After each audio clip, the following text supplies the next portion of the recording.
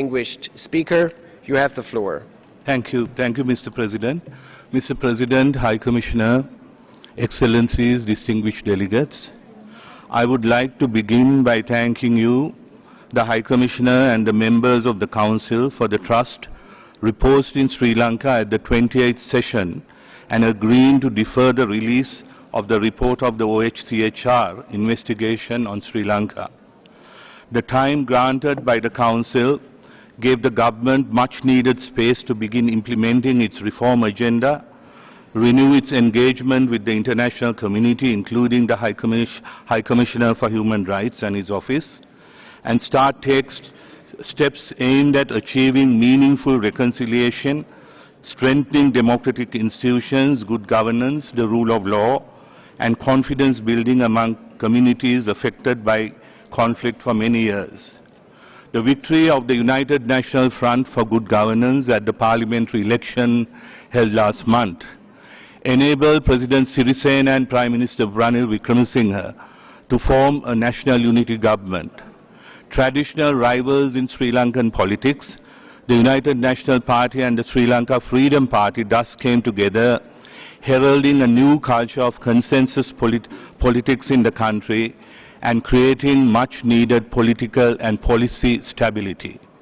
An important feature in the August 17th election was the return of centrists to power in the legislature and the resounding defeat of extremists on both sides of the divide.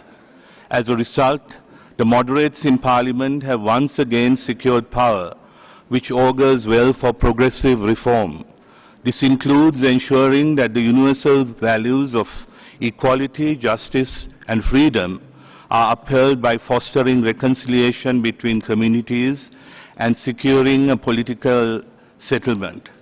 In fact, the appointment of the Tamil National Alliance leader as leader of the opposition, as well as the appointment of the 44th Chief Justice of Sri Lanka in January, were clear messages that in the new Sri Lanka, extraneous considerations such as ethnicity, religion, class or gender would not be used to deny anyone their rightful place. As a government that is responsible and accountable to her people, the National Unity Government remains firm in its resolve to do right by the people of the country, not in the least because of assurances given to the international community at any point in time, but because this is the only path available to ensure justice, remove the causes of terrorism and achieve a durable peace for the long-suffering people in our country. The government of Sri Lanka recognizes fully that the process of reconciliation involves addressing the broad areas of truth-seeking, justice, reparations and non-recurrence, and for non-recurrence to become truly meaningful, the necessity of reaching a political settlement that addresses the grievances of the Tamil people. With the mandate granted by the people, the President, Prime Minister and the government have already taken some important steps to create the conditions required for initiating a dialogue aimed at a political settlement. Accountability, as I mentioned, is essential to uphold the rule of law and build confidence in the people of all communities of our country in the justice system. We also recognize fully the importance of judicial and administrative reforms in this process. These are essential factors that must be addressed for the culture of accountability and the rule of law, which have eroded through years of violence to once again be ingrained in our society. We recognize how important this is to prevent impunity not only for violations of human rights, but corruption and other crimes, and how vital these processes are for the long-term development of our country and for the peace dividend to be felt by all our citizens, including generations to come. These are lessons we have not only learned from the experiences of other countries, but also from our own history and recent past. The ideas that the government has evolved for setting up independent, credible and empowered mechanisms for truth-seeking, justice, reparations and guarantees of non-recurrence within the framework of the Constitution includes the following. For truth-seeking, the establishment by statute of two mechanisms, One, a commission for truth, justice, reconciliation and non-recurrence to be evolved in consultation with relevant authorities of South Africa and other countries who have been advising us. This mechanism is envisaged as having a dual structure: a compassionate council composed of religious dignitaries from all major religions in this country, and a structure composed of commissioners. Two, an office on missing persons based on the principle of the family's right to know, to be set up by statute with expertise from the ICRC and in line with internationally accepted standards. On the right to justice, what is being proposed is for a judicial mechanism with a special council to be set up by statute. This takes into account the rights of victims to a fair remedy and aims to address the problems of impunity for human rights violations suffered by all communities. There have been previous instances as well in Sri Lanka when criminal justice mechanisms of different kinds have been set up. This therefore is not at all an alien concept. Neither is it aimed at a particular group of persons, but something that is essential in terms of upholding the rule of law and creating a society that respects the rule of law. On the right to reparations, an office for reparations to be set up by statute to facilitate the implementation of recommendations relating to reparations made by the proposed Commission on Truth, Justice, Reconciliation and Non-Recurrence, the Office of the Missing Persons, the LLRC and any other entity. Mr. President, in order to guarantee non-recurrence, it is proposed that a series of measures would be undertaken, including administrative and judicial reforms and the adoption of a new constitution. A series of measures including amending the penal code to criminalize hate speech and enforce disappearances are also in the process.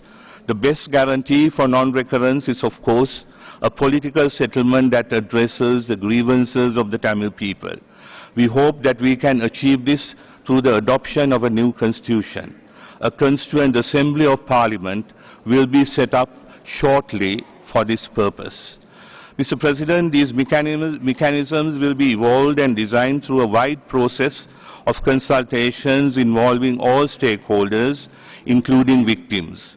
Moreover, each mechanism is envisaged to have the freedom to obtain assistance, both financial, material, and technical, from our international parties, including the OHCHR. Mr. President, defeating terrorism in Sri Lanka was a necessity. Today, we have greater freedom to deal with the cause of terrorism and engage in nation building and peace building as a result of the cessation of hostilities. The armed forces of our country have been hailed in the past for their discipline and professionalism. However, the reputation of the vast majority of the armed forces was tarnished because of the system and culture created by a few positions of responsibility. Therefore, to all those who have doubts about the process of accountability, I would like to say, please don't fear. Maintain your confidence that a process of this nature would impartially observe due process and in fact help restore the good name of the Sri Lankan armed forces.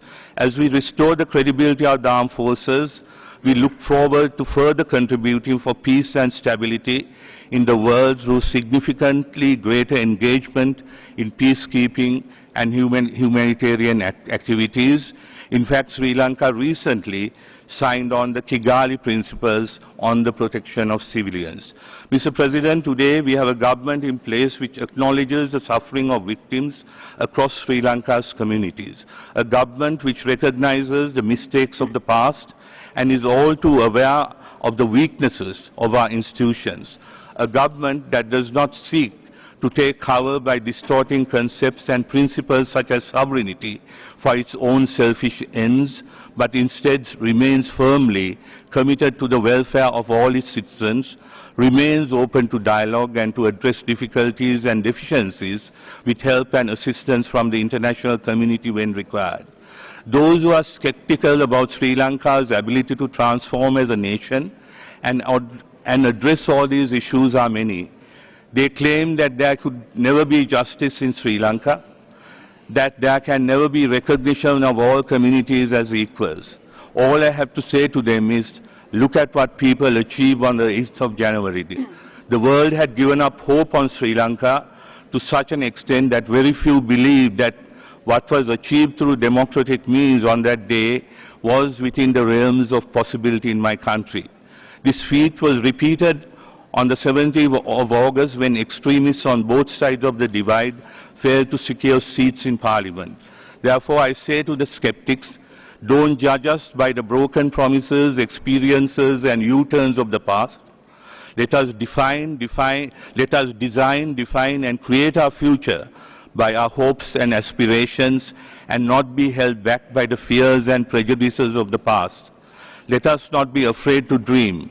Let us not be afraid to engage in meaningful dialogue aimed at finding solutions to problems as opposed to pointing fingers, heaping blames and scoring political points at the expense of future generations. This journey may not be as fast as some may want it to be, and for some we may have already gone too far.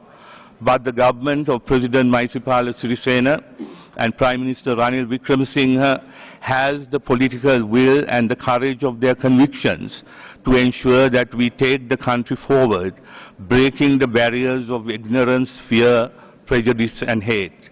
My plea to all of those who have Sri Lanka's well-being on mind, trust us and join us to work together and create the momentum required to move forward and take progressive, meaningful and transformative steps to create a new Sri Lanka. I thank you.